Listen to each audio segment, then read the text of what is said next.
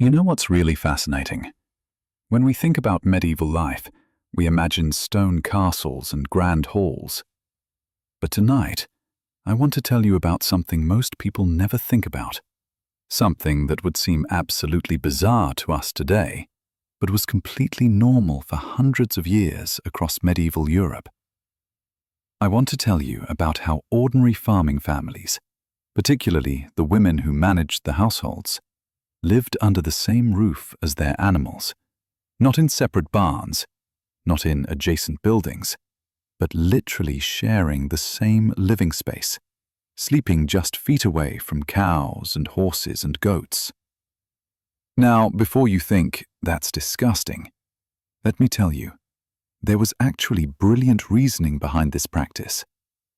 So settle in, get comfortable, and let me take you back to a medieval farmhouse on a cold winter night, where a woman named Margery is checking on her cow before bed, walking just a few steps from her own sleeping area to the animal stall that shares her home. This is a story about survival, about ingenuity, about how people adapted to harsh conditions in ways we've completely forgotten. This is the story of the longhouse. Picture this. It's November in medieval Europe, somewhere in England or Germany or Scandinavia. Winter is coming on fast and hard. The first snows have already fallen, and more are promised in the heavy grey clouds overhead. Our protagonist, Margery, a farmer's wife in her 30s, stands outside her home looking at the sky and mentally preparing for the long, brutal winter ahead. But her home isn't what you might imagine. It's not a cozy cottage with separate bedrooms and a nice barn out back. It's a longhouse, a single, long, rectangular building that will shelter her entire family and all their livestock under one roof for the next 5 or 6 months. The longhouse is exactly what it sounds like, a long house, usually about 60 to 80 feet in length, but only about 15 to 20 feet wide. It's built with a timber frame, walls made of wattle and daub, which is basically woven sticks covered with a mixture of mud, straw, and animal dung that hardens into a surprisingly effective insulation. The roof is thatched with layers and layers of straw or reeds, packed thick to keep out rain and snow and to hold in what little heat the house can generate. Here's the crucial detail. There are no internal walls dividing the longhouse into separate rooms. It's essentially one long open space, though it's functionally divided into 2 main areas. At one end, roughly half the building, is the living area for the human family. There's a central hearth, a fire pit in the middle of the floor, with a hole in the roof above it to let smoke escape, though plenty of smoke doesn't escape and just hangs in the upper air of the house. Around this hearth are the sleeping platforms, simple raised wooden platforms covered with straw mattresses and whatever blankets and furs the family owns. There's a rough table, some stools, maybe a chest or 2 for storing valuables. That's about it for furniture. The other half of the longhouse, separated from the human living area by nothing more than a slight change in floor level and maybe some low wooden partitions, is the animal area. This is where the cows live, where the ox that pulls the plough lives, where sheep or goats might be kept, where the family's chickens roost. In winter, all these animals are brought inside, and they stay inside until spring comes and the weather warms enough that they can safely graze outside again. There's only one entrance to the longhouse, a single heavy wooden door that both humans and animals use. When the cow needs to come in for the winter, it walks through the same door Margery uses.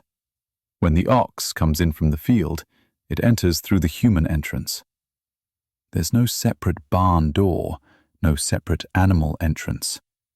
Everything and everyone uses the same door, enters the same shared space. The floor in the animal section is usually bare earth, perhaps covered with straw or rushes that absorb animal waste and can be periodically removed and replaced. The floor in the human section might be slightly more finished, perhaps with wooden planks, but often it's also earth floor, maybe covered with rushes. The whole building is dim, lit only by the central fire and maybe a small oil lamp if the family can afford oil. There are no windows, or at most tiny window openings covered with oiled cloth or animal bladder to let in a little light while keeping out the weather. The atmosphere inside is smoky, dark, close. The ceiling is low, blackened with soot from years of fire smoke. Everything smells like smoke and animals and humans living in close quarters. It's not what we would consider comfortable or pleasant. But to Margery and her family, this is home. This is normal. This is how people live, how they've always lived, how everyone they know lives. Standing in the doorway of her longhouse as evening comes on and the temperature drops, Margery can see both halves of her world under one roof. To her left, her husband is banking the fire for the night. Her children are settling onto their sleeping platforms. To her right, she can hear the cows shifting in their stalls, can smell them, can almost feel the warmth they're already generating. In a few minutes, she'll close that heavy door, sealing everyone and everything inside for the night. And in that closed space, humans and animals will share warmth, share air, share the long, dark hours until dawn. The longhouse design is ancient, going back centuries before the medieval period we're focusing on. It's a design that evolved in Northern Europe, where winters are harsh and resources are limited. It's a practical solution to multiple problems: how to shelter your animals from deadly winter cold, how to heat your home with minimal fuel, how to keep your valuable livestock safe from theft and predators, how to care for animals that might need attention during the night. The roof, that thick thatched roof, is crucial to the whole system. Thatch is an excellent insulator when it's packed thick enough. It keeps heat in during winter and actually keeps the house cooler in summer. But maintaining a thatched roof is constant work. It needs to be repaired regularly, with damaged sections replaced, with new straw added where the old has rotted or been blown away. This maintenance is often Margery's responsibility, or at least she supervises it, making sure the roof stays sound, because a leak in the roof in winter could be catastrophic. The darkness inside the longhouse is something we modern people can barely imagine. We're so accustomed to electric light, to being able to illuminate any space at any time, that the kind of darkness Margery lives with is almost incomprehensible to us. At night, the only light comes from the dying fire, a faint red glow that barely illuminates anything. The animal end of the house is completely black, impenetrable darkness. Margery navigates by feel and by memory, knowing where everything is, moving through the dark with practiced ease. This shared space, this combining of human and animal habitation under one roof, might seem primitive or unsanitary to us. But it's actually a sophisticated adaptation to difficult circumstances, a solution that addresses multiple needs simultaneously. Over the next sections, we'll explore exactly why this system worked, what benefits it provided, and how Margery and women like her managed the challenges it created. Because, while living with your livestock might seem strange to us, for medieval farming families, it was not just normal, but necessary. A crucial element of survival in a harsh world with limited resources. As Margery finally steps inside and closes the door, shutting out the bitter wind and the darkening sky, she's sealing herself and her family into a world that's existed for centuries, a way of life that's been refined through generations of experience. Tomorrow, we'll explore the first and most important reason for this arrangement: warmth. That precious commodity that meant the difference between surviving winter and not surviving it. Now let's talk about the main reason why Margery and her family share their home with their livestock: heat.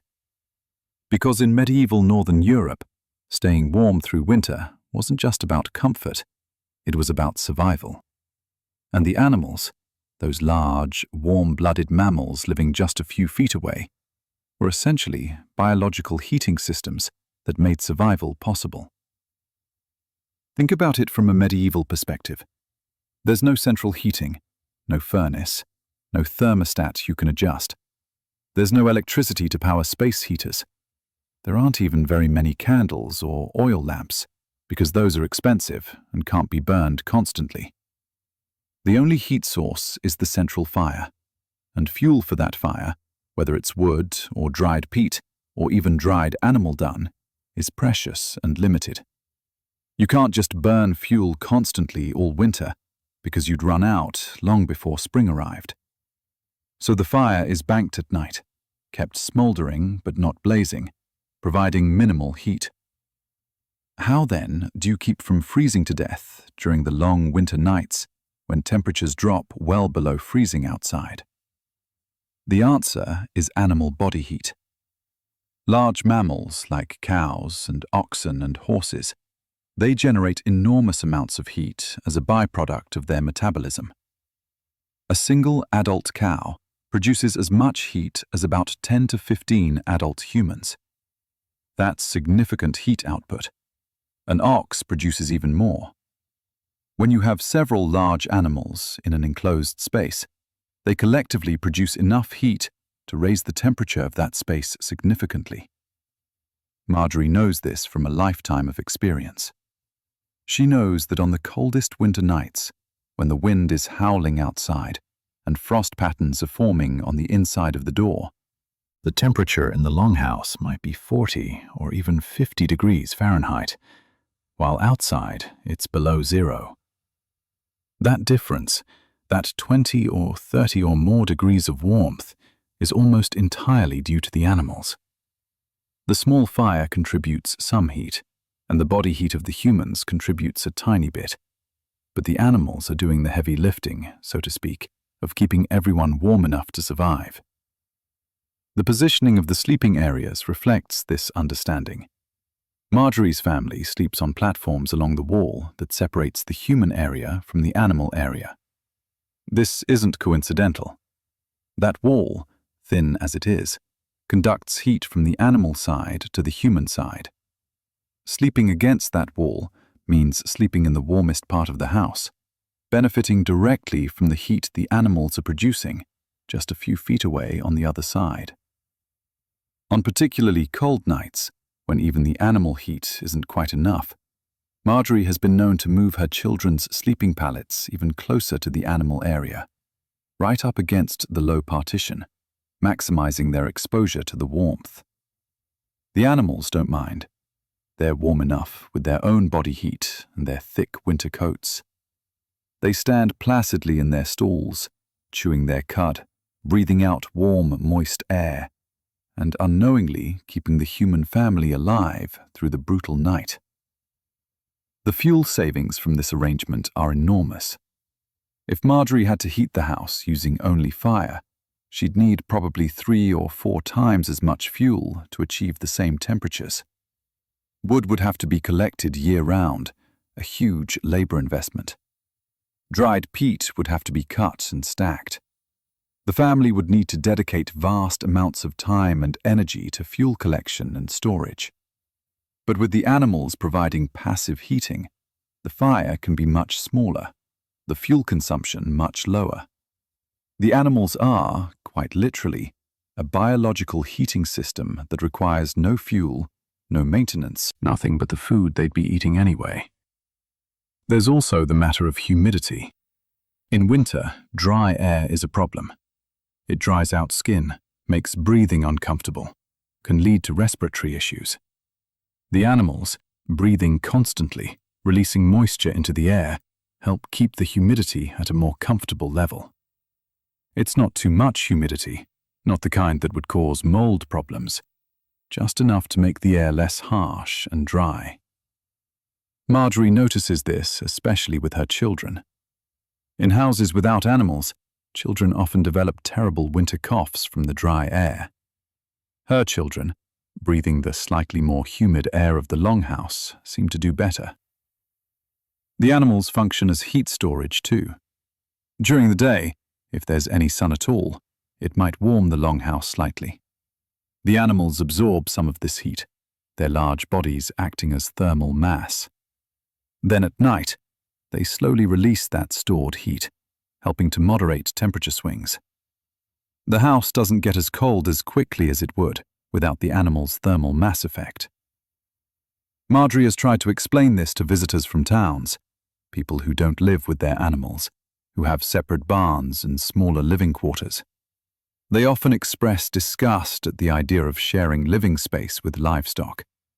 But Margery knows they're burning far more fuel to stay warm, that their houses get much colder at night, that they're working much harder for inferior results. The longhouse system, for all its drawbacks, is supremely efficient at the primary task, keeping everyone warm enough to survive. There's also a psychological aspect that's hard to quantify, but real nonetheless. On a howling winter night, when the wind is screaming and snow is piling up outside, there's comfort in hearing the animals nearby. Their breathing, their occasional movement, these sounds are reassuring. They're alive, they're well, and their presence means warmth and safety. The longhouse doesn't feel empty or lonely. It feels full, inhabited, alive with the presence of multiple species all sheltering together from the hostile weather outside. The animals themselves benefit from this arrangement too. Wild animals, exposed to winter weather, often die from the cold. Domestic animals in unheated barns can suffer frostbite, can develop pneumonia, can die from exposure. But animals living inside the longhouse, benefiting from the fire's heat and the heat from humans and other animals, are much safer. They're protected from the worst of the weather. They stay healthier through the winter, which means they're more productive when spring comes, and they're needed for ploughing and milk production. Margery monitors the temperature in her longhouse by feel. She doesn't have a thermometer, doesn't think in degrees. But she knows when it's warm enough, when it's too cold, when adjustments need to be made. Too cold, and she might add more fuel to the fire, or move the children's bedding closer to the animal wall. Too warm, which is rare but can happen if the animals are particularly active, or if there's unusually mild weather, and she might open the door slightly for ventilation. The system is elegant in its simplicity.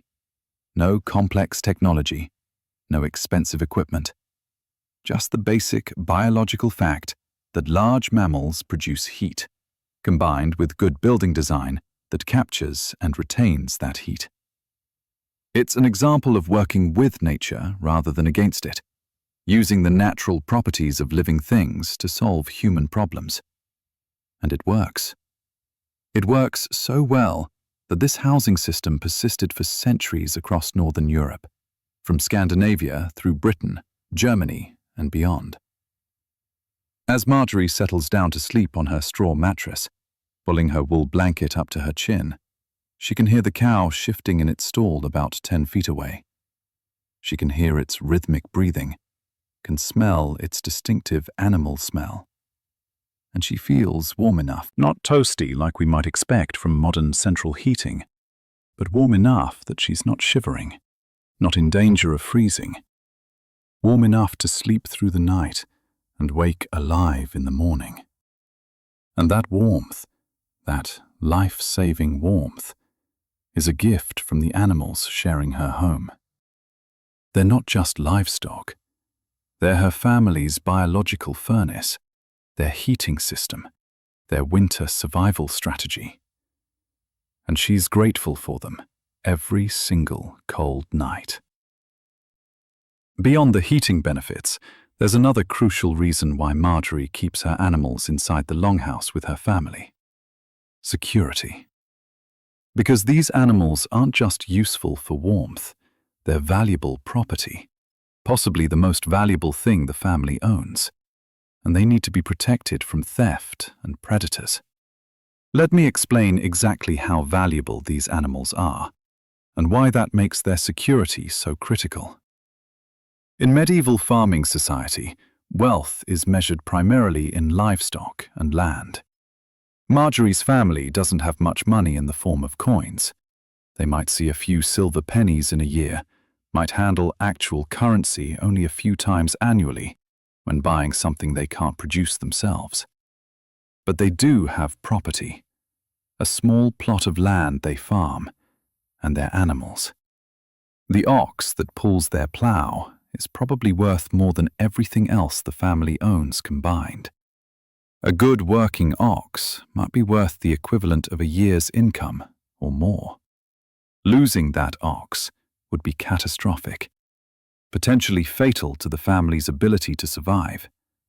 The cows, which provide milk for drinking and for making cheese and butter, are almost as valuable. A good milk cow is a steady source of nutrition and tradable goods. The sheep provide wool for clothing and eventually meat. The chickens provide eggs and occasional meat. Each animal represents significant value, and collectively, they're the family's primary wealth, their insurance against hard times, their productive capital that enables farming and food production. This value makes the animals targets. Cattle rustling, sheep stealing, these aren't just crimes for the rich.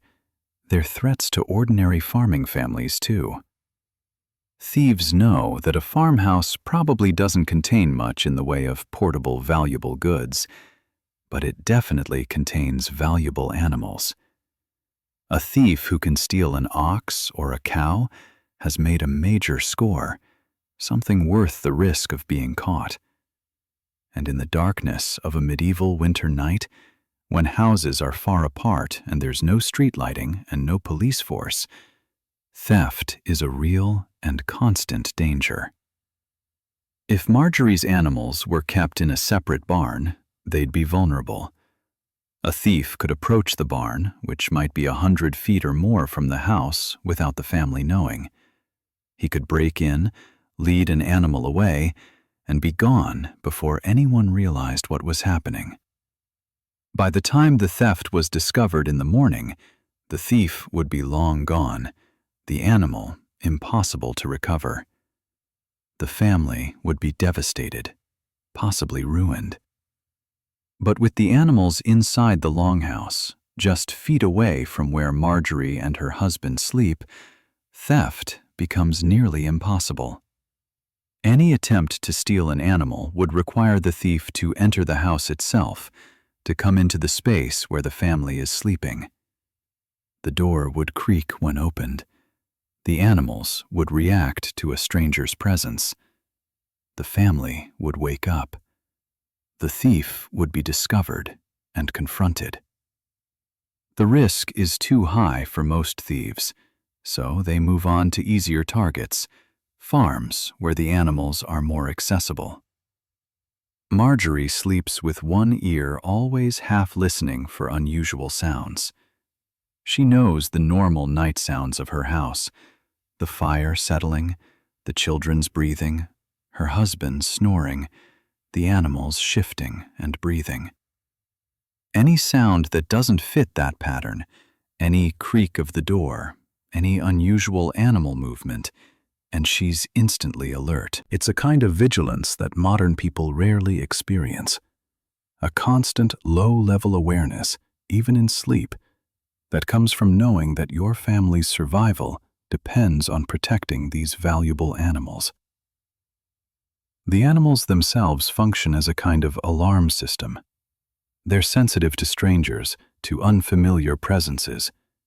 If someone tried to enter the longhouse at night, the cow would probably react, making noise, moving restlessly, signaling that something was wrong. Margery would hear this immediately and could rouse the household. The animals, by their nature, provide security simply by being present and reactive to disturbance. There's also the threat of wild predators to consider. Wolves are a real danger in medieval Europe, particularly in winter, when their normal prey is scarce and they're more likely to approach human settlements looking for food. A lone wolf probably wouldn't attack a full-grown ox, but wolves hunt in packs, and a pack could potentially take down even a large animal. Sheep and goats are definitely vulnerable. Chickens are easy prey. If the animals were in a separate barn, particularly a barn that's not very sturdy, wolves could potentially break in and kill livestock. This happens.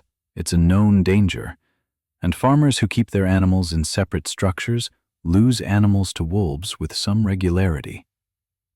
But wolves are unlikely to attempt breaking into a building that obviously contains humans. The human presence, the fire smoke, the sounds of human habitation, these deter wolves. So by keeping the animals inside the longhouse, Margery is protecting them from predation as well as from theft. The economic calculation here is straightforward and compelling. The inconvenience, the smell, the hygiene challenges of living with animals, all of these are annoying but bearable. The loss of an ox or a cow would be catastrophic, possibly fatal to the family's survival. So the choice is clear.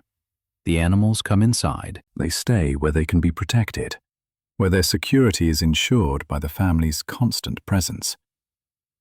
Margery's relationship with her animals reflects this economic reality. She doesn't think of them as pets exactly, though there's certainly affection involved. She thinks of them more as essential partners in survival, as family members in a functional rather than sentimental sense. The ox is the family member who pulls the plow. The cow is the family member who provides milk. They're valued, cared for, protected fiercely, but also understood as having specific roles and functions. When the cow makes noise in the night, when Margery hears her shifting restlessly or making unusual sounds, she gets up to check on her. It might be nothing, just the cow adjusting position or wanting more hay. But it might be something wrong, the cow being sick or injured or frightened. And Margery needs to know, needs to respond, because the cow's well-being is directly tied to the family's well-being. There's a story Margery heard about a neighboring farm where the family kept their animals in a separate barn.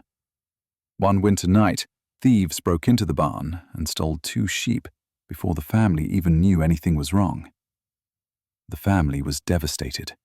The sheep represented significant value, and their wool was needed for the next year's clothing. The thieves were never caught. The sheep never recovered. Margery tells this story to her children as a cautionary tale, explaining why their animals sleep nearby, why the family endures the inconvenience of shared housing. The door to the longhouse, that single entrance that both humans and animals use, is heavy and can be barred from inside at night. Margery, or her husband, bars it every evening as darkness falls, sliding a thick wooden beam across it to secure it. This bar is the family's primary security measure, the physical barrier between them and the outside world. With the door barred, the animals secured inside, the family can sleep with some confidence that their property is protected. During the day, when the door is unbarred and might be opened periodically for various reasons, someone is always home, always present to keep watch. Margery's daily work keeps her in or very near the house most of the time. If she needs to go somewhere, her husband or children are usually there. The house and its valuable contents are never left completely unattended if it can possibly be avoided. This constant vigilance, this intertwining of the family's living space with their animals' space, creates a kind of security that's simple but effective. It's not perfect, nothing is perfect, but it's good enough. It reduces risk to acceptable levels, makes theft and predation unlikely enough that the family can sleep at night without constant terror. And there's a psychological benefit, too.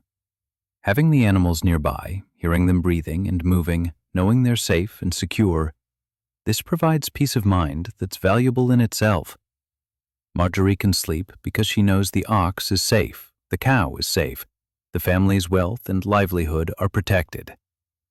That security, that knowledge that what matters most is guarded, is worth every inconvenience of the shared living arrangement.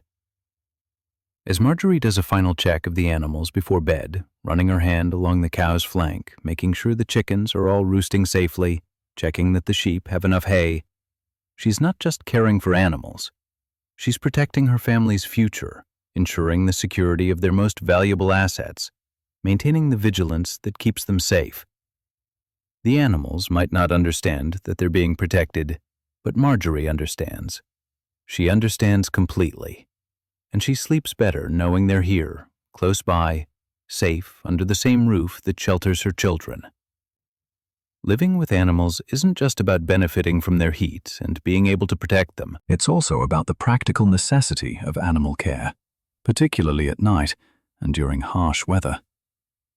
Margery has responsibilities to these animals that don't stop when the sun goes down, and the longhouse arrangement makes fulfilling those responsibilities possible in ways that would be difficult or impossible if the animals were housed separately. Let me walk you through a typical night of animal care in the longhouse. It's the middle of winter, perhaps January, the worst month. Outside, wind is howling and snow is falling steadily. The temperature is well below freezing. Margery wakes in the middle of the night, not because of any particular noise, but because she's developed an internal clock, an awareness of when animals need attention. She listens carefully in the darkness and hears what she was listening for. The cow is restless, shifting more than usual, breathing differently. She's going into labor. In a different arrangement, with the cow in a separate barn, Margery would have to get up, bundle herself in whatever warm clothing she has, go outside into the brutal cold and snow, cross the distance to the barn in the dark, and spend hours there in an unheated building helping the cow give birth. She'd be at serious risk of freezing, and she'd be exhausted from the cold alone, even before considering the labor of assisting the birth. But in the longhouse, the cow is only about 15 feet away. Margery gets up from her sleeping platform, wraps a blanket around her shoulders for extra warmth, and walks barefoot across the earth floor to the animal area. She's still in her home, still benefiting from the collective warmth of the fire and all the bodies in the house. It's not warm exactly, but it's tolerable. She can work in relative comfort. She checks on the cow, running experienced hands over the animal's sides, assessing how far along the labor is. The cow knows her, trusts her, allows her to examine and touch without fear or resistance. Margery has helped this cow give birth before, has cared for her since the cow was a calf. They have a relationship, a bond built over years of daily interaction. The labor proceeds, and Margery stays with the cow, monitoring progress, ready to help if needed. Her husband wakes and brings her a cup of warm ale from the pot that's been kept warm by the fire. She drinks it gratefully, the warmth spreading through her, helping her stay alert and comfortable during the long vigil. The children sleep on, undisturbed, used to nighttime animal sounds. After several hours, the calf is born, a healthy heifer that will someday provide milk like her mother. Margery helps clean the calf, makes sure it's breathing properly, guides it to nurse for the first time. The mother cow, exhausted from labor, licks her calf and settles down to rest. Margery adds fresh straw to their area, makes sure they're comfortable, and returns to her own bed, satisfied that the birth went well and that both mother and calf are healthy. This whole process, which could have been miserable and dangerous if done in a separate barn in the middle of a winter storm, was manageable and relatively comfortable because it happened in the longhouse. Margery never had to go outside. She never had to expose herself to life-threatening cold. She could care for the animal while staying safe and warm herself. This isn't a rare occurrence. Animals need care at night regularly, not just during births. A cow might have digestive problems and need attention. A sheep might get tangled in something and need to be freed. Chickens might be disturbed by a rat and need to be calmed and resettled. Any number of things can happen at night that require human intervention. Water and feeding are also nighttime concerns. In winter, when animals are inside all the time, they need to be fed and watered regularly. Margery keeps hay stored in the animal section of the house, easily accessible, so she can give the animals hay as needed throughout the night if they've eaten all their evening ration. Water is more complex. It freezes quickly in winter, but she can bring in water from the single well or stream trip she makes during the day, keep it in the longhouse where it's less likely to freeze, and give it to animals as needed.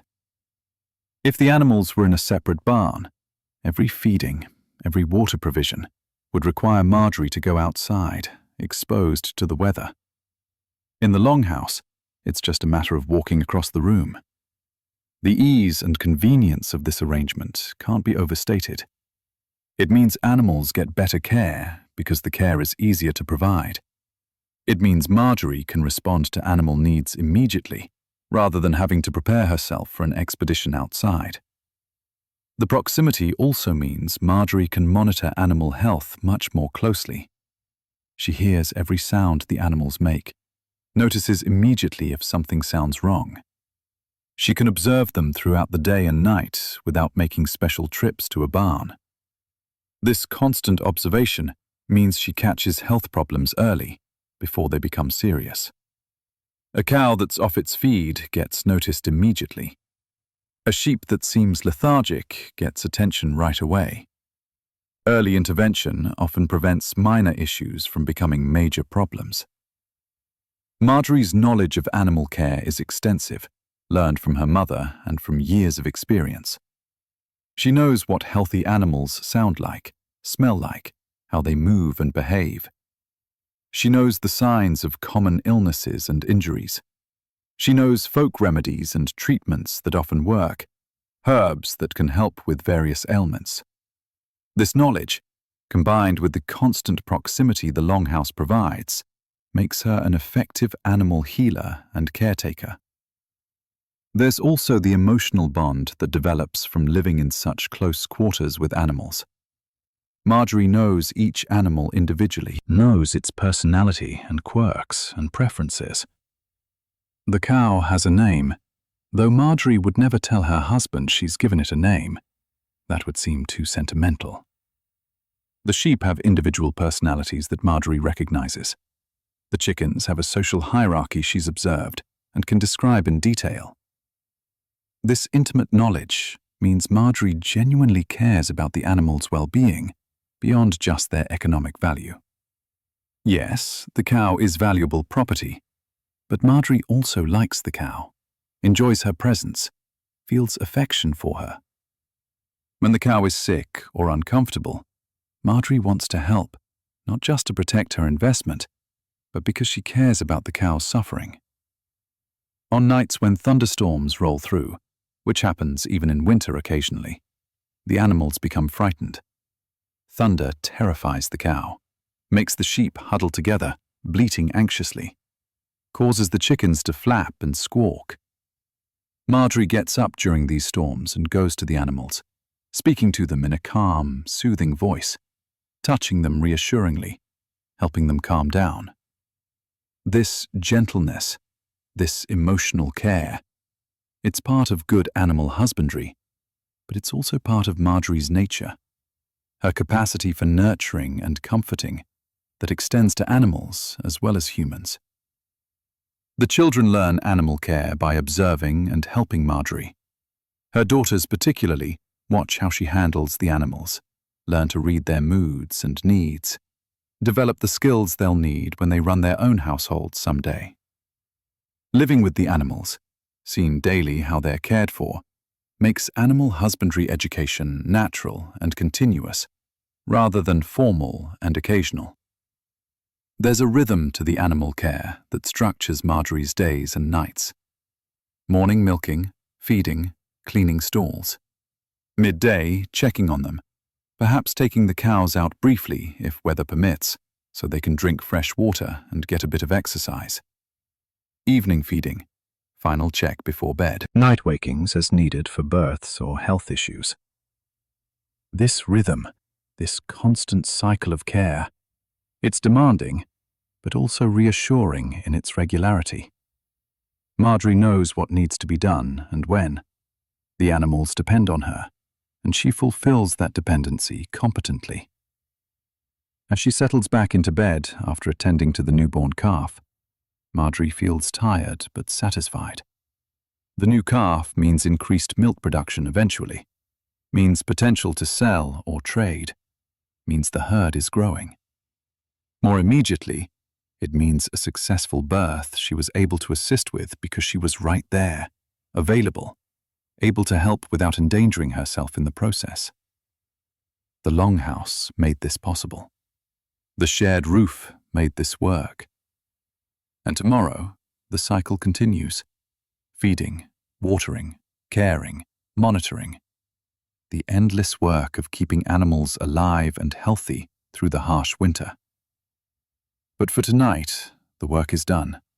Mother and calf are well, and Margery can sleep knowing her vigil was successful. Now, let's address what is probably the most obvious question modern people have about the longhouse arrangement. What about the smell? What about the hygiene issues?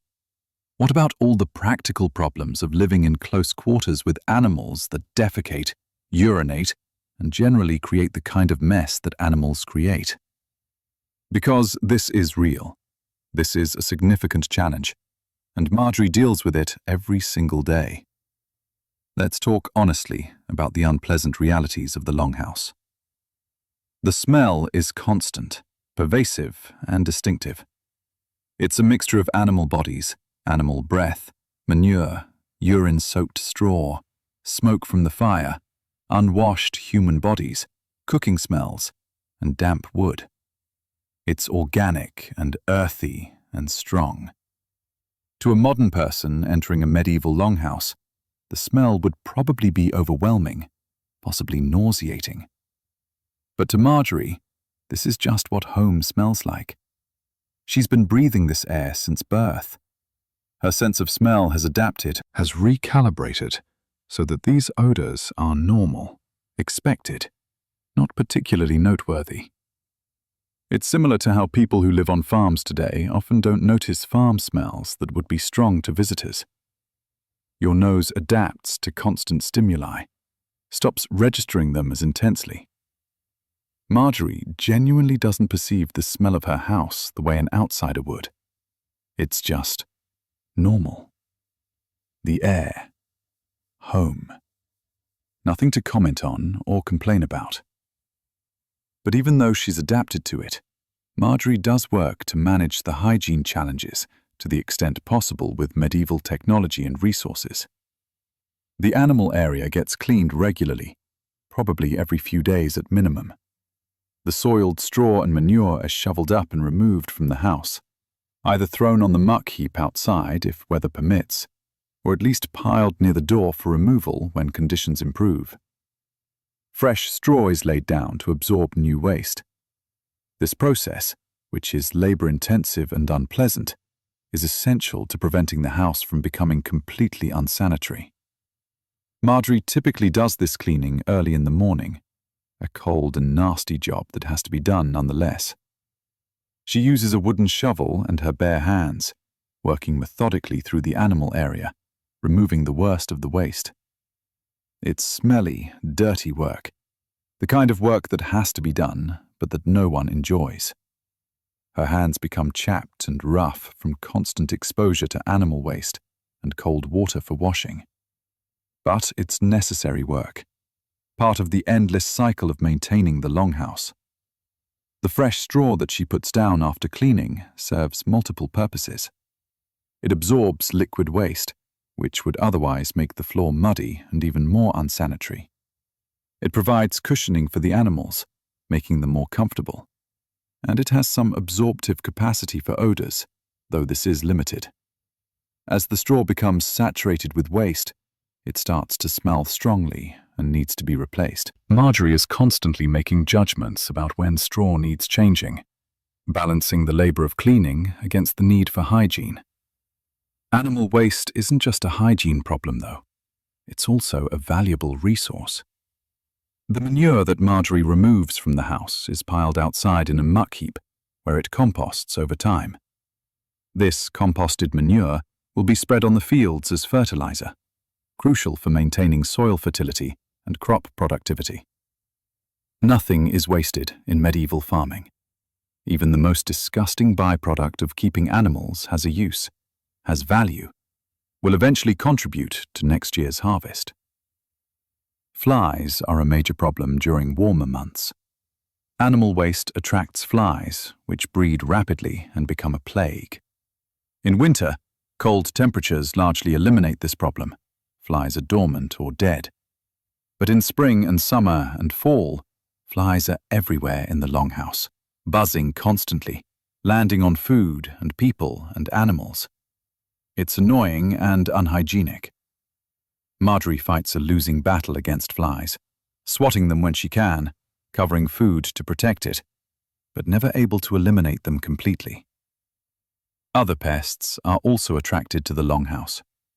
Rats and mice are constant companions, drawn by the grain stored for human and animal consumption, by the general abundance of food and shelter. They nest in the straw, scurry through the house at night, steal food when they can. Margery sets traps. The cat helps hunt them, but they can never be completely eliminated. They're just part of life. One more thing to tolerate. The close contact with animals also means close contact with animal parasites. Lice, fleas, ticks, these all transfer readily from animals to humans, and vice versa. Margery and her children probably have lice most of the time. Just a fact of life in an era where everyone has lice, and delousing is a regular grooming activity. The fleas are worse, biting and causing itching, and potentially spreading disease. But again, they're just part of life. You deal with them as best you can, and accept that complete elimination isn't possible. There's also the question of air quality. The house is smoky from the fire, the smoke not all escaping through the roof hole, but hanging in the air and gradually permeating everything. Combined with the animal odors and the general staleness that comes from limited ventilation, the air quality is poor by any objective standard. Margery and her family probably have chronic respiratory issues as a result. Coughs and breathing problems that are just normal, not connected in their minds to the air they're breathing. Interestingly, there were medieval beliefs that certain smells were actually beneficial. The ammonia smell from urine, particularly, was believed by some to have protective properties against disease. Whether this belief made the smell more tolerable, or was just rationalization for something that couldn't be avoided anyway, is hard to say. But Margery has heard that the smell of the animal area might actually be good for health, that it keeps away certain illnesses. Modern medicine would disagree, but in her world, this belief provides some psychological comfort. The floor of the house, whether earth or wood, is always somewhat dirty. It's impossible to keep clean with animals in the house, with people tracking in dirt and mud, with inadequate cleaning tools and methods. Margery sweeps regularly, pushing dirt and debris toward the door, but achieving anything like actual cleanliness is impossible. The floor is just dirty, always. You accept it and move on. Water for washing is limited. There's no running water. Water has to be hauled from a well or stream, and in winter this is difficult, and the water is painfully cold. So washing, whether of the house or of bodies or of clothes, happens less frequently than we would consider normal. Bodies get washed occasionally, perhaps once a week or less. The house gets serious cleaning, maybe seasonally. Clothes get washed when they're so dirty they have to be washed. This limited washing means that smells and dirt accumulate, compound, become part of the normal environment. But here's what's important to understand. Margery doesn't perceive her living situation as filthy or disgusting. To her, this is normal. This is how people live. Everyone she knows lives similarly. The idea of pristine cleanliness, of the kind of hygiene standards we take for granted, doesn't exist in her mental framework. Clean means not currently covered in fresh mud. Clean means recently swept. Clean doesn't mean what we mean by it. There's also a certain practical acceptance of reality. Yes, living with animals is messier than living without them. But the benefits, the heat and security and ease of care, outweigh the mess. It's a calculated choice, a trade-off that makes sense given the constraints and challenges of medieval life. Margery would rather be warm and deal with smell than be cold and slightly more comfortable olfactorily. The transition seasons, spring and fall, are particularly challenging for hygiene. As snow melts in spring, the area around the house becomes a muddy mess. Animals and humans track this mud inside constantly. Everything becomes caked in mud. Floors, bedding, clothes. It's impossible to stay clean. But then summer comes, things dry out, and at least the mud problem improves, even as fly problems worsen. As Margery finishes her morning cleaning of the animal area, piling the soiled straw near the door for later removal, she doesn't think about how unpleasant this task is. She just does it. Like she does it every few days. Like she'll do it every few days for the rest of her life. It's work. It needs doing. She does it. The smell doesn't bother her. The dirt is just part of life. She's adapted to it all, accepted it all, integrated it into her normal experience. And when she's done, when the fresh straw is down and the worst of the waste is removed, she feels satisfied at having maintained her home, as well as circumstances permit. That's enough. That has to be enough. Because there's no alternative, no better option available to her. This is life. This is normal. This is how it is.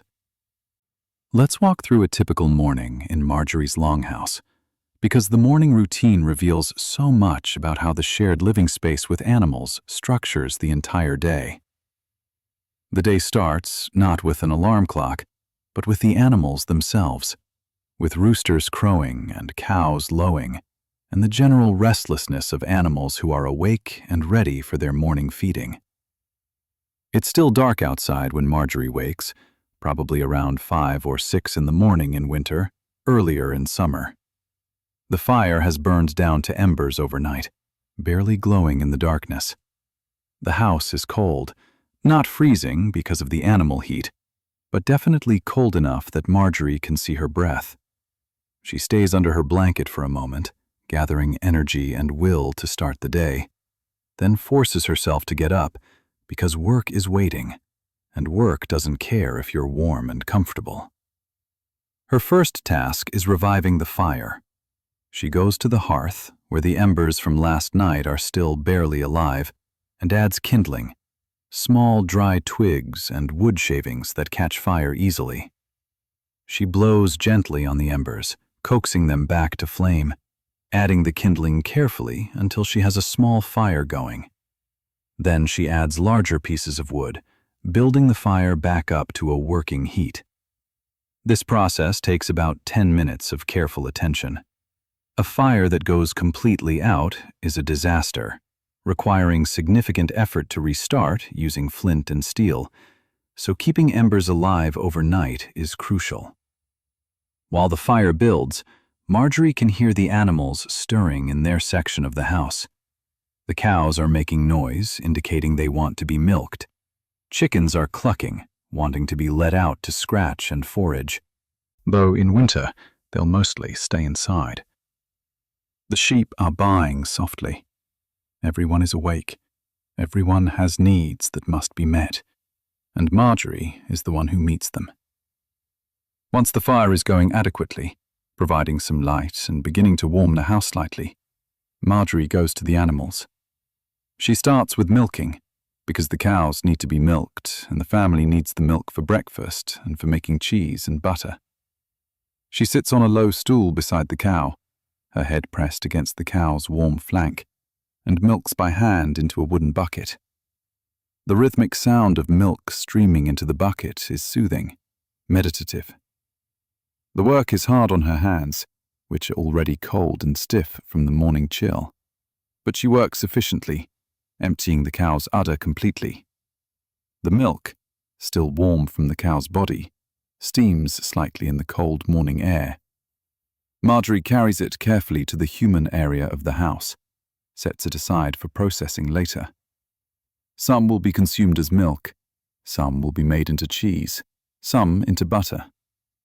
Dairy processing is a major part of Margery's workday, a set of tasks that happens almost daily and that provides crucial nutrition for the family. Next, she feeds the animals. She distributes hay to the cows and sheep, scattering grain for the chickens who peck at it enthusiastically. She makes sure the animals have water, breaking ice in the water bucket if it's frozen, and refilling from the supply she bought in yesterday. The animals eat contentedly, and Margery watches them with satisfaction.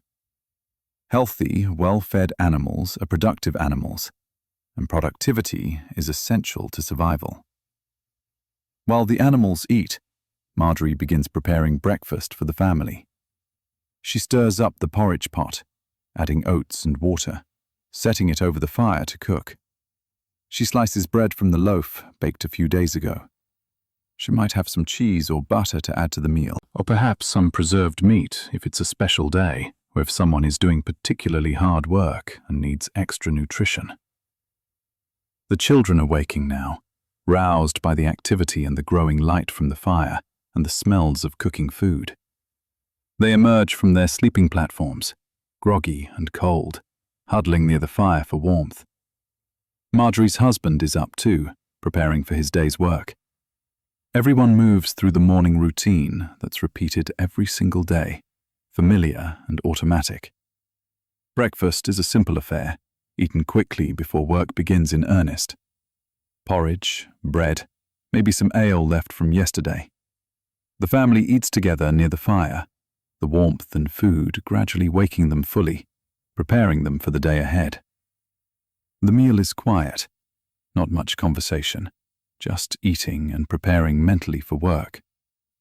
After breakfast, Margery begins her dairy work if there's milk to process. Making cheese involves heating the milk, adding rennet to curdle it, separating the curds from the whey, pressing the curds into forms. Making butter involves churning cream until the fat separates out. Both processes are time-consuming and physically demanding, requiring strength and endurance. Margery has been doing these tasks since childhood and works with practiced efficiency, her hands moving automatically through steps she's performed thousands of times. The children have their own morning tasks. The older ones might help with animal care or household chores.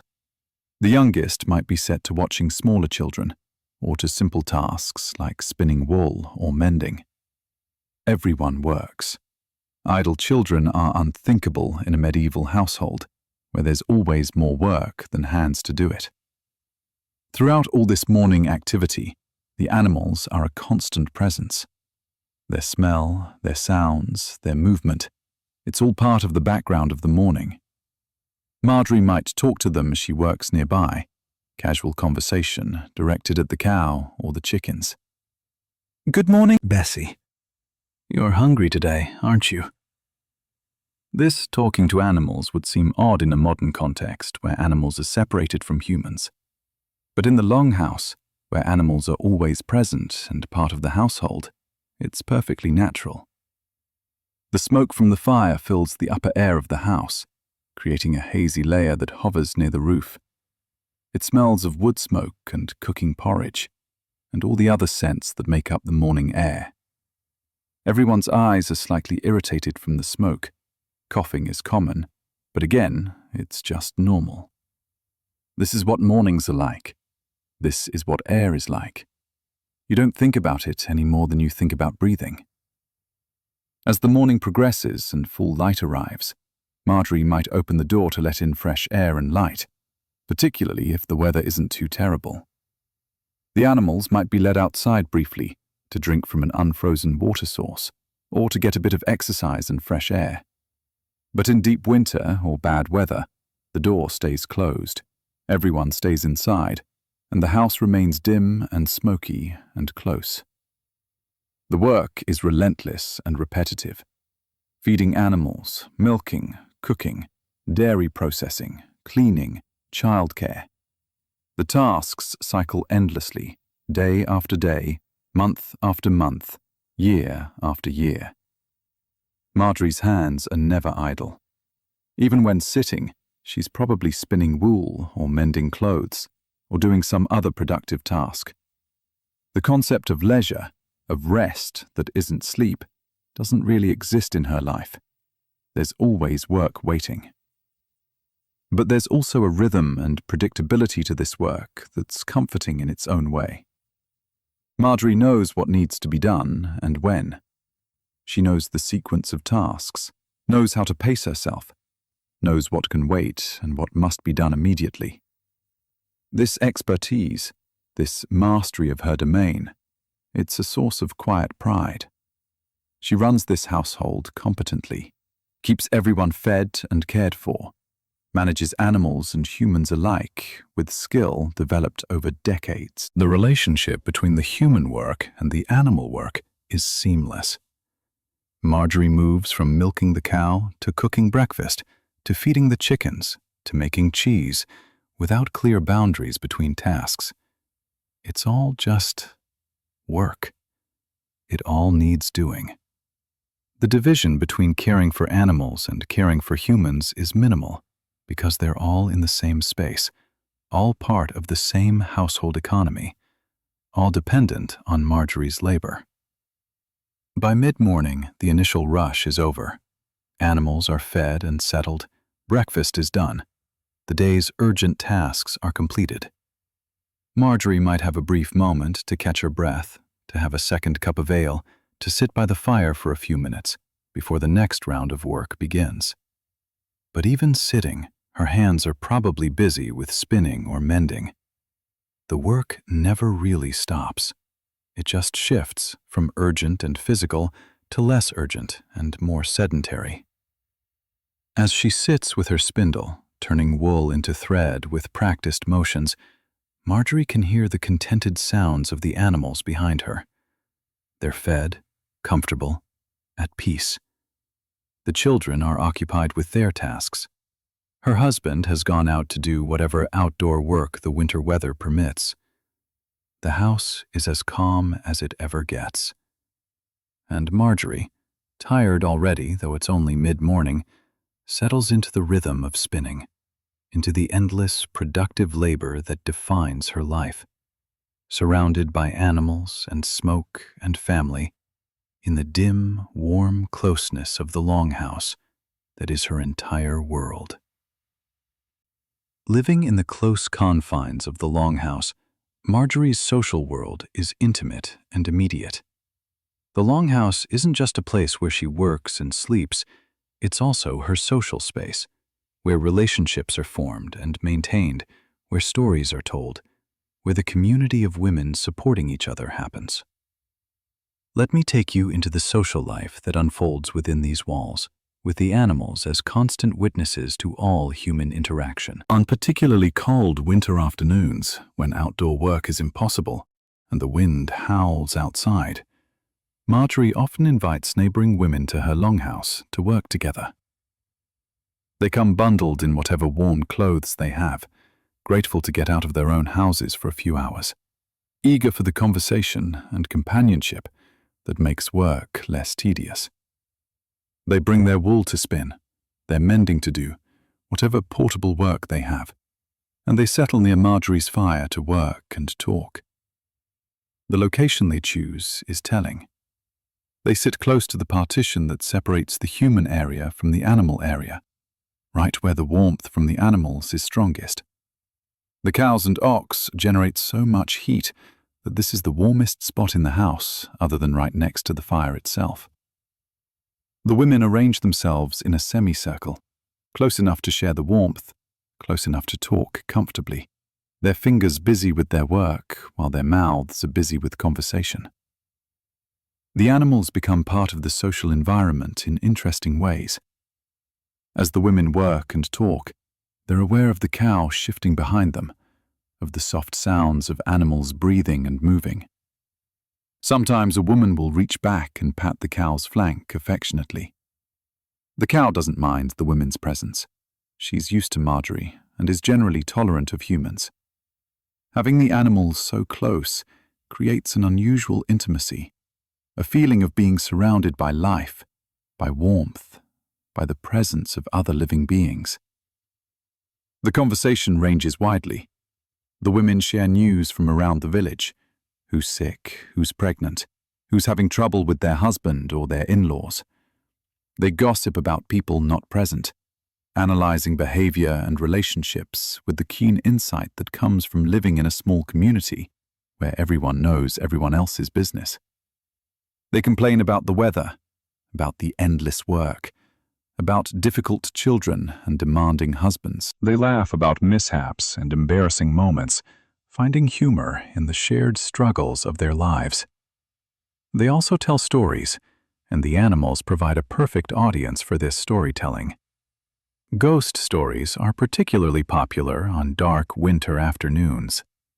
Margery knows several traditional tales about spirits and haunted places, about the dead who walk, and the supernatural beings who meddle in human affairs. She tells these stories in a low, dramatic voice, building suspense, making the other women gasp or laugh at the scary parts. The animals, chewing their cud behind the partition, seem to listen too, their presence making the stories feel more atmospheric, more connected to the natural and supernatural world. Funny stories are also shared, tales of things that happened in the village or in the women's own lives. Someone's husband did something particularly foolish. A child said something unintentionally hilarious. A chicken escaped and led everyone on a ridiculous chase. These stories, told and retold, become part of the community's oral tradition, bonding the women through shared laughter. Sometimes the women sing while they work. Traditional songs, folk songs passed down through generations, songs about love and loss and the changing seasons. Singing helps the work go faster, helps maintain rhythm for repetitive tasks like spinning. The women's voices blend together, creating harmony, filling the smoky air of the longhouse with music. The animals seem to respond to the music, becoming calmer and more settled when the women sing.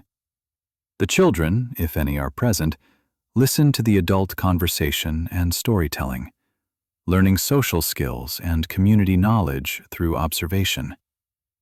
They hear how the women talk to each other, how they share information and support, how they maintain relationships. This informal education in social interaction is as important as any practical skills they're learning. The cows and other animals become almost like additional family members in these social interactions. The women refer to them by name, comment on their moods and behavior, treat them as presences with personalities and preferences. "Your Bessie is looking particularly healthy today, Margery." "That ox of yours has such kind eyes."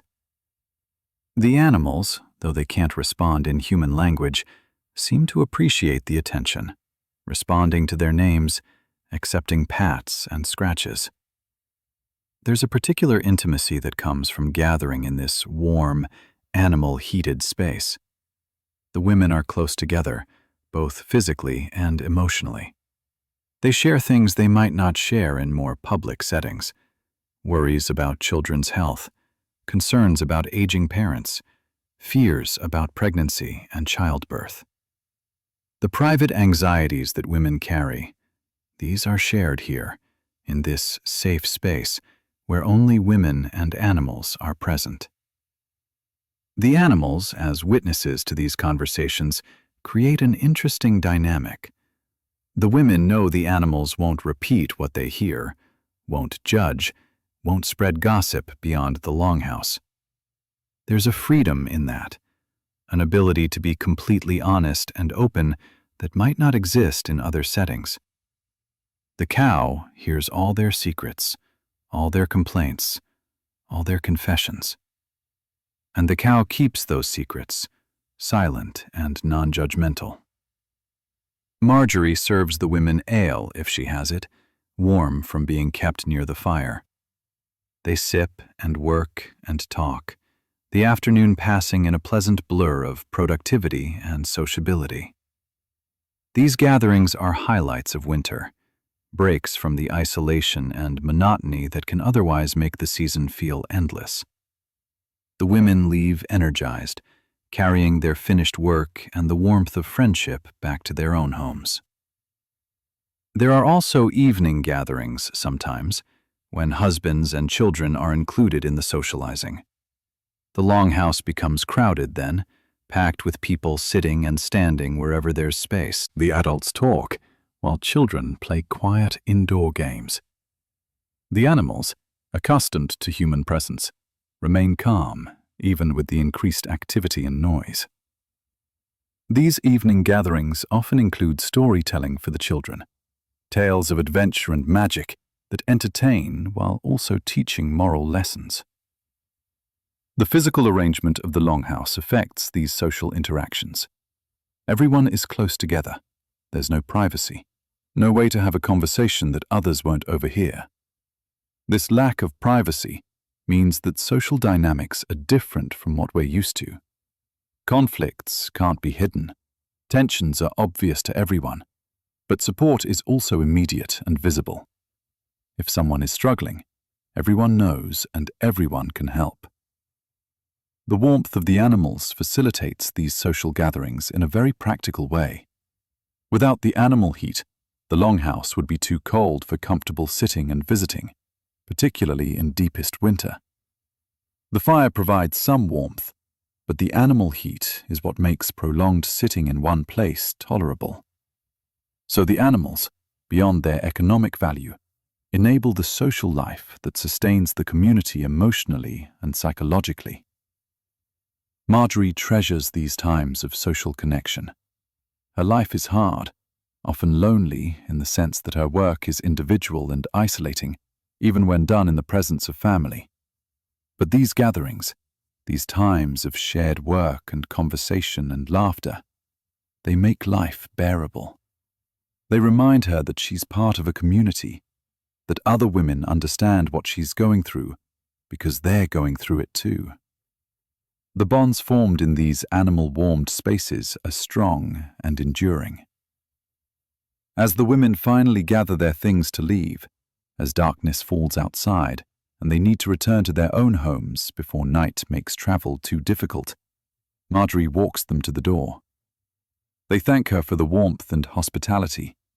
She thanks them for their company and help. The animals watch placidly as the visitors depart, then settle back into their normal evening routine. And Margery, closing the door behind the last guest, feels grateful for the community, for the friendship, for the social bonds that help her survive not just physically, but emotionally. The longhouse, for all its challenges, is also a space of connection, of shared warmth, both literal and metaphorical, of human and animal coexistence that creates something beyond mere shelter. My Dempes people lived, or at least in a world where they believed such dangers were real and constant. Evil spirits, malevolent magic, curses and hexes. These were genuine threats in the medieval worldview. And since the animals were so valuable, so essential to survival, they needed protection not just from physical dangers like thieves and wolves, but also from supernatural ones. Margery's practices around protecting her animals reveal a fascinating blend of Christianity, folk magic, and practical animal husbandry. Above the door to the animal section of the longhouse, Margery has hung a small iron horseshoe. Iron is believed to repel evil spirits and malevolent magic. The horseshoe, shaped into a U and hung with the open end up to catch good luck, is a protective charm that she trusts completely. She acquired this horseshoe years ago from the village blacksmith, paid precious pennies for it, and it's been protecting her animals ever since. She'd never remove it, would be genuinely frightened of what might happen if the animals were left unprotected. There's also a small wooden cross carved by her husband, blessed by the priest, hanging near the animal stalls. This Christian protection works alongside the older folk magic of the horseshoe. Margery sees no contradiction in using both. In her worldview, protection comes from many sources, from God and the saints, from old magic that predates Christianity, from careful human action. You use every protective measure available because the dangers are too great to rely on just one approach. At certain times of year, particularly at the winter solstice and at Candlemas in early February, Margery performs rituals to protect the animals. She walks through the animal area carrying a bundle of burning herbs, usually juniper and rosemary, smoking the space to drive away evil influences. The smoke purifies the area, creates a barrier against malevolent spirits, ensures the animal's protection for the coming season. This ritual is old, probably pre-Christian in origin, but the church tolerates it, and Margery believes in it completely. She also uses herbs in more practical ways that blend into magical thinking. Garlic, hung in the animal area, is believed to ward off evil, but also has genuine medicinal properties that can help with certain animal ailments. Rue, a bitter herb, is scattered in the straw periodically because it repels certain insects and is also believed to repel evil magic. These practical benefits and supernatural protections are inseparable in Margery's mind. The herbs work, and it doesn't matter whether they work through natural properties or magical ones, as long as they work. When an animal gets sick, Margery treats it with a combination of herbal remedies, practical care, and prayer. She might give a cow with digestive problems an herbal drench while also praying to Saint Anthony, the patron saint of animals, asking for his intercession. She might treat a sheep's wound with a poultice while also making the sign of the cross over it and invoking protective blessings. These multiple approaches aren't contradictory to her. They're complementary, all working together toward the goal of healing. There's a deep belief that the fate of the animals and the fate of the family are connected supernaturally. If the animals thrive, the family will thrive. If the animals sicken or die, it's a bad omen for the family. This isn't just economic calculation, though that's part of it. It's a sense that the animal's well-being and the family's well-being are mystically linked, that harm to one portends harm to the other. When a cow dies, which happens occasionally despite best care, it's treated as a serious event with spiritual dimensions. The cow is buried with some ceremony, perhaps with a prayer said over it. Margery might worry for days about what the cow's death means, what bad luck it might presage.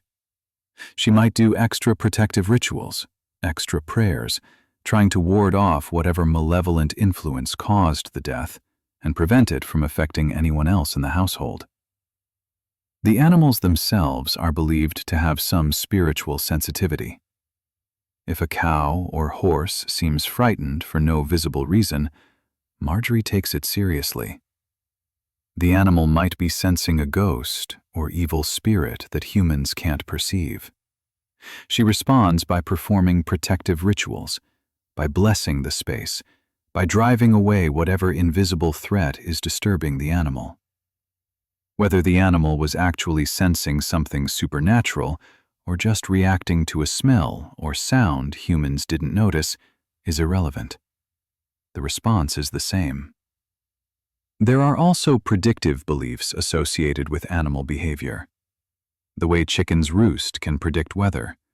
Unusual animal sounds or movements can predict human events. Margery pays attention to these signs, incorporates them into her understanding of what's happening and what might happen next. The animals aren't just economic assets. They're participants in a web of signs and portents that help humans navigate an uncertain world. Margery's role as healer extends beyond just practical animal husbandry. She's seen as having a kind of spiritual authority over the animals, a responsibility to protect them, not just physically, but spiritually. Other women in the village sometimes come to her when their animals are sick, asking for her prayers or her herbal remedies, or her advice about what protective measures to take. This gives her a certain status, a recognition of her expertise and her spiritual power. When she prays for the animals, her prayers are heartfelt and intense. She asks God and various saints to protect her livestock, to keep them healthy, to ward off disease and evil magic. She promises to be a good Christian, to attend Mass faithfully, to give alms if she can, in exchange for divine protection of the animals. These prayers are genuine expressions of faith, but also pragmatic negotiations with the divine. She's offering devotion in exchange for protection, a transaction that makes perfect sense in her religious framework. There are certain days when special attention must be paid to animal protection. Saints' days associated with animals, like the Feast of St. Francis or St. Anthony, require special prayers and possibly special rituals. The 12 days of Christmas are a dangerous time when evil spirits are particularly active, requiring extra vigilance and protection. Margery marks these days carefully, performs the required protections, never lets her guard down when supernatural danger is heightened. The respect for animal life that all this implies is genuine. Margery doesn't worship the animals. That would be heresy. But she does recognize them as God's creatures, deserving of care and protection. When she eventually has to slaughter an animal for food, she does it with a kind of reverence, thanking God for providing the meat, asking forgiveness for taking the animal's life. The animal's death is necessary for human survival, but it's still treated as significant, still marked with ritual and prayer. There's also a practical dimension to all this magical thinking. The rituals and prayers give Margery a sense of control in a world where so much is beyond her control. She can't control the weather, can't prevent disease absolutely, can't guarantee the animals will thrive. But she can perform protective rituals, can pray, can use herbs and charms. These actions make her feel less helpless, give her agency in situations where agency is otherwise lacking. The animals, living so close to the family, become integrated into the spiritual life of the household. They're present during prayers, during blessings, during religious observances. They're mentioned in prayers, included in protective rituals, considered part of the household that needs divine protection. This integration of animals into spiritual practice is natural when animals and humans share living space so intimately. As Margery completes her evening protection ritual, walking through the animal area with her smoking bundle of herbs, saying prayers over each animal, making the sign of the cross over their stalls, She feels satisfied that she's done everything possible to protect them. The herbs will drive away evil spirits. The prayers will invoke divine protection. The horseshoe and cross provide ongoing safeguarding. Tomorrow, she'll do it all again, maintaining the constant vigilance that keeps her precious animals safe from both natural and supernatural dangers. This is her duty, her responsibility, her way of honoring the animals whose breath and warmth keep her family alive through the brutal winters. The longhouse arrangement isn't permanent throughout the year. When summer comes and the weather warms, the relationship between humans and animals shifts significantly. Understanding this seasonal change is important for grasping the full picture of how the medieval farming year worked and how Margery's relationship with her animals evolved through the annual cycle. As spring arrives, usually around April or May, depending on the region and the specific year's weather patterns, the need for animal heat diminishes. The days grow longer and warmer. The bitter cold that made animal body heat essential for survival is gone. The snow melts, grass begins growing again, and suddenly, keeping large animals inside the house shifts from being necessary to being merely inconvenient. The calculation changes. The animals are no longer providing crucial warmth, but they're still creating mess and smell and taking up space. The transition happens gradually. On warmer spring days, Margery might let the animals out during daylight hours, allowing them to graze on the new grass growing in the fields and pastures around the farm. The cows are particularly eager for this, having been inside for months, craving fresh green grass after a winter of dried hay. They almost dance with excitement when first released, running and bucking in ways that would seem undignified for adult cows if anyone was judging cow dignity. Initially, the animals still come back inside at night. Spring nights can still be cold, can still drop near freezing occasionally, and there's still some benefit from their heat. But as the season progresses, as nights warm and the risk of frost passes, the animals start staying outside more and more. Eventually, by late spring or early summer, they're outside all the time, only coming into a separate shelter or barn structure if one exists, or sometimes just sheltering under trees or in the lee of hedges. The house feels strange to Margery once the animals are gone. Suddenly, it's quiet. Eerily quiet without the constant background sounds of animal breathing and movement that have been present for the past 6 months.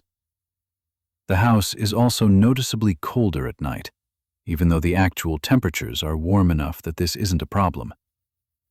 Margery finds herself missing the warmth, missing the comforting presence of the animals, even as she's relieved to have more space and less mess. This is the time when Margery does her deep cleaning of the house. With the animals outside, she can really attack the accumulated filth of winter. She shovels out all the soiled straw from the animal area, a massive job that takes days. She scrubs the floors, both in the animal section and the human section, using water and sand and whatever cleaning agents she has available. She airs out the bedding, beats the dust from it, tries to get rid of some of the smoke smell that has permeated everything. The roof gets attention too. Winter weather inevitably causes some damage to the thatching, creates gaps and weak spots that need repair.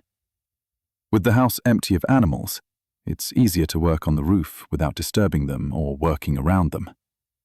Margery's husband usually handles the actual roof repair, but she supervises, pointing out problems she's noticed, making sure the work is thorough enough to get through next winter.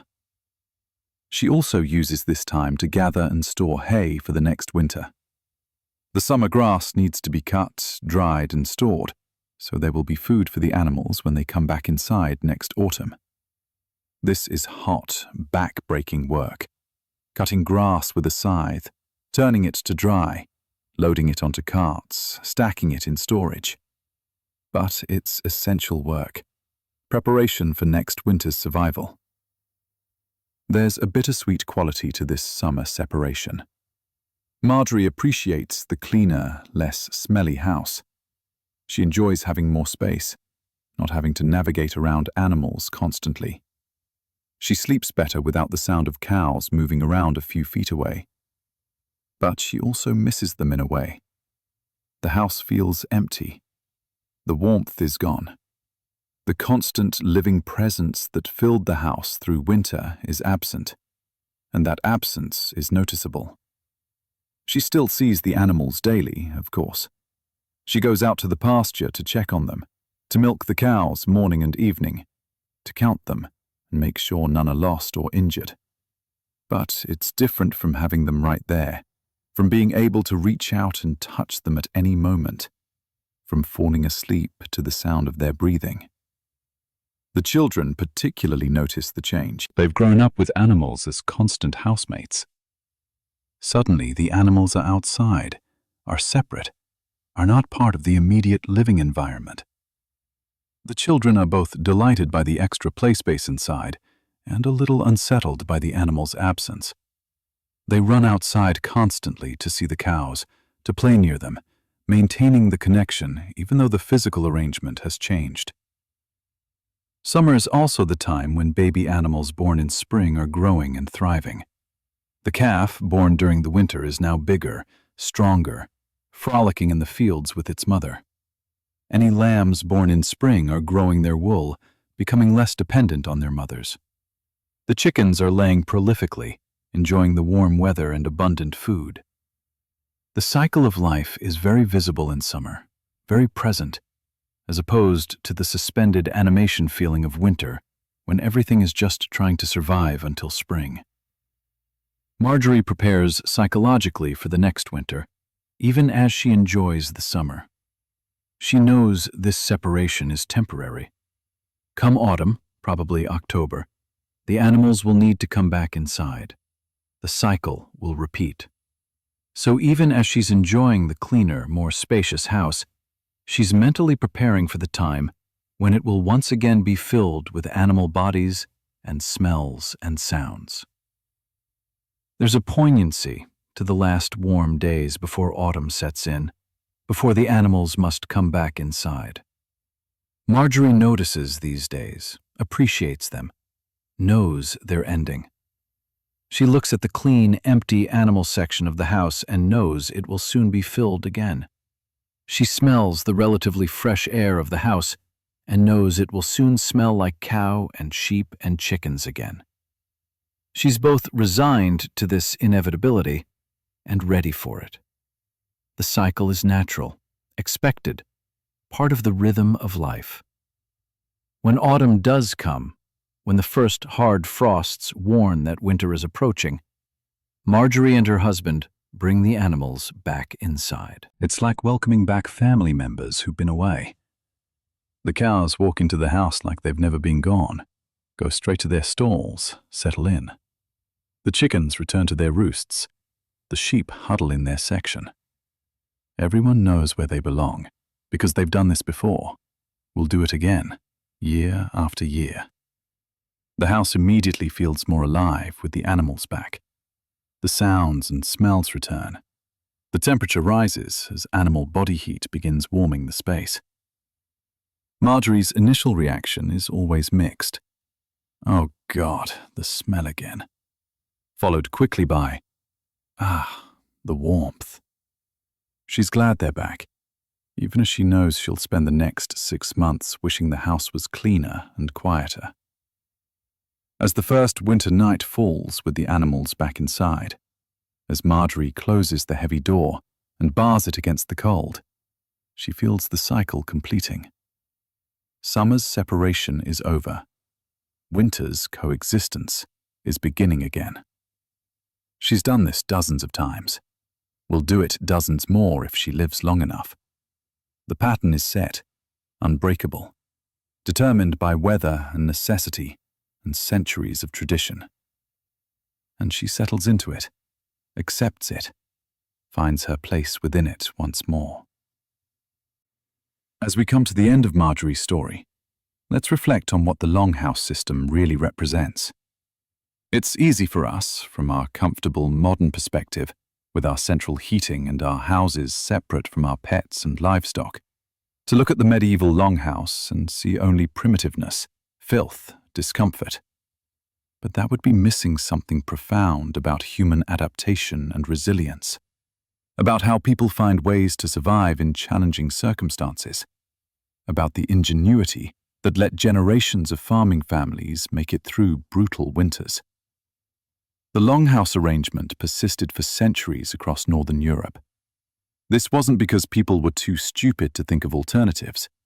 It was because this system worked.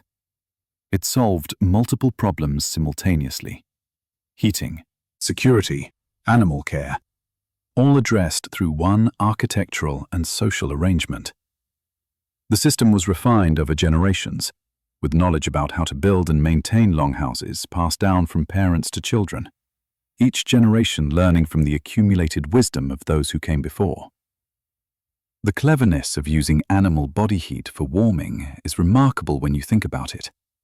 Modern people use complex, expensive heating systems powered by fossil fuels or electricity. Medieval farmers used biological systems that required no fuel, no maintenance, no cost beyond the food the animals would eat anyway. It's elegant, sustainable, and effective. Yes, it came with significant downsides in terms of hygiene and comfort, but it solved the fundamental problem of surviving winter in a cold climate without abundant fuel resources. The shared living space also created a relationship between humans and animals that's unlike anything in modern life. Margery knew her cow intimately, lived with her constantly, understood her moods and behaviors at a level that's impossible when animals are kept separately. This intimacy created a kind of partnership, a mutual dependency that went beyond simple economic utility. The animals needed Margery's care to survive. Margery needed the animals' heat and milk and eventual meat to survive. They were bound together in a way that was literal and physical, sleeping under the same roof, breathing the same air. The social dimensions of the longhouse are also significant. These shared spaces facilitated community gathering, storytelling, the transmission of cultural knowledge and social bonds. The warmth provided by the animals made these social gatherings possible, even in deepest winter. Without animal heat, winter socializing would have been much more difficult, much more uncomfortable. So the animals, indirectly, enabled the social cohesion that helped communities survive not just physically, but psychologically and emotionally. For women particularly, and Margery is emblematic of this, the longhouse represented enormous labor and responsibility. Women managed these complex households, cared for animals and humans alike, maintained hygiene as well as possible under difficult conditions, created warmth and nutrition and care from limited resources. This labor was mostly invisible, uncompensated, taken for granted, but it was absolutely essential. Without the work women did managing longhouses and animals, the entire medieval farming system would have collapsed. The resilience that Margery represents is worthy of respect. She dealt with challenges that would seem insurmountable to most modern people: bitter cold, limited resources, constant hard labor, lack of privacy, poor hygiene, endless responsibilities. And she not only survived, but managed to create a functioning household, raise children, maintain animals, participate in community, find moments of joy and connection amid the hardship. That takes strength, ingenuity, endurance, and courage. The knowledge Margery possessed about animal care and herbal medicine and food preservation and household management, this was sophisticated and complex. She didn't have formal education, couldn't read or write, but she had deep practical knowledge, gained through observation and experience. This knowledge was valuable, was essential to survival, and was passed down through generations of women teaching daughters. It's a kind of wisdom that's been largely lost in modern times, as we've moved away from subsistence farming and close relationships with animals. Tonight, as we imagine Margery settling down to sleep in her longhouse, the fire banked for the night, the animals breathing softly in their section of the house, we can honor her resilience and adaptation. The house is dark, smoky, smelly by our standards, but it's also warm enough, safe enough, functional enough to support life through another winter night. Margery is tired, as she's always tired, worn down by endless labor. But she's also satisfied in her own way, knowing that everyone and everything under her care is fed and sheltered and warm. She lies on her straw mattress, pulling her wool blanket up, listening to the familiar sounds of her household settling for the night. Her husband's breathing deepens as he falls asleep. The children are already asleep, exhausted from their day's work. The fire crackles softly, and from the animal section comes the sound she's slept with for months on end. The rhythmic breathing of the cow, the occasional shifting of the ox, the soft baaing of a sheep, the contented clucking of chickens roosting. These sounds, which might seem disruptive or unpleasant to us, are comforting to Margery. They mean everyone is here, everyone is safe. The household is complete under its shared roof. The warmth from the animals rises through the house, keeping the worst of the cold at bay. Tomorrow will bring another round of endless work. But tonight, there's rest, there's warmth, there's the peace of knowing that everyone under her care has survived another day. The longhouse system continued for centuries after Margery's time, slowly fading as agricultural practices changed, as fuel became more accessible, as different building technologies emerged. But for the time it existed, it was a solution that worked, that let countless farming families survive and even thrive in difficult conditions. It represents human ingenuity at its most practical, most necessary, most grounded in immediate survival needs.